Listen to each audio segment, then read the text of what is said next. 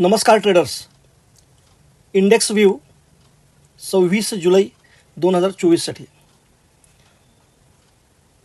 25 जुलैला मार्केटनं gap down opening दिलं, पण गॅपडाऊन ओपनिंग दिल्यानंतर पुन्हा मार्केट तिथूनच वर गेलं. माझा अंदाज होता की खाली येईल मार्केट, पण गॅपडाऊन झाल्यामुळं सगळीच गणितं बदलली. आपल्या इथं मोठा गॅपडाऊन झाला की त्याचं लगेच बाईंग येतं त्या ठिकाणी. असं आत्ताचा सध्या ट्रेंड चालू आहे.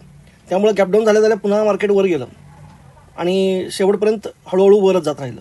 26 जुलैसाठी मी एकच करेन, जोपर्यंत 24,430 ही निफ्टीची लेवल क्रॉस होऊन त्याच्यावर एक 5 मिनिटाची स्ट्रॉंग कॅन्डल बनत नाही तोपर्यंत मी बाईंगला जाणार नाही. आणि मग जर ती बनली तर मग मात्र 430वरून माझं डायरेक्ट टार्गेट 570पर्यंत असू शकतं. पण 430 क्रॉस होऊन वर एक 5 मिनिटाची कॅन्डल व्हायला पाहिजे, तरच मी बाईंगमध्ये जाईन. आणि समजा मार्केट इथंच ओपन झालं कुठंतरी 420 425च्या आसपास, 420, तर मी 435चा एक 15 ते 20 पॉईंटचा स्टॉप लॉस टाकून पुढे घेण्याचा प्रयत्न करेन. मग त्यावेळी माझी टार्गेट पुन्हा 24,190पर्यंत असतील. आणि जर मार्केट गॅपडाऊन झालं 24,190 जोपर्यंत मार्केट ब्रेक करत नाही तोपर्यंत मी पुटमध्ये जाणार नाही. आणि 24,190 जर मार्केटनं ब्रेक केला तर मात्र मी निफ्टीनं 24,190 ब्रेक केल्यानंतर पुट घेईन.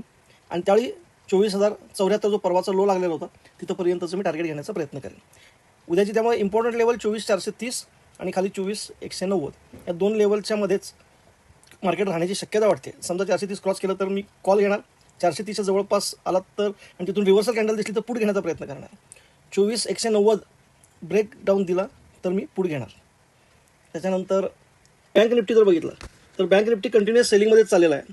आजसुद्धा जो बँक निफ्टीनं हाय लावलेला तो हाय अजिबात ब्रेक केलेला नाही आहे दिवसभरात. त्यामुळं बँक निफ्टीचा जो हाय आहे तो आजचा 51,006 म्हणजे साधारण 51,010च्या वर जर एक 5 मिनिटाची कॅन्डल टिकली, सस्टेन झाली, तर मी बाईंग साईडला जाईल एक 30 ते 40 पॉईंटचा स्टॉप लॉस घेऊन.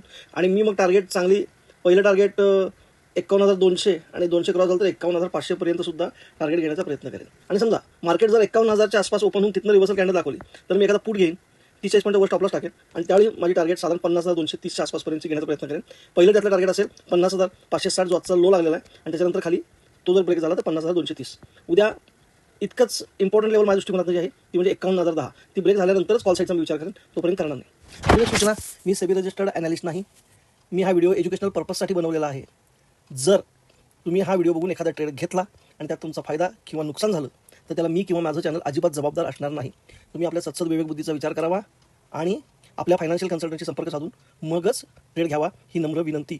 आणि कृपया हे चॅनल सबस्क्राईब करावं, जास्तीत जास्त जणांच्यापर्यंत पोहोचवावं, शेअर करावं ही विनंती. धन्यवाद.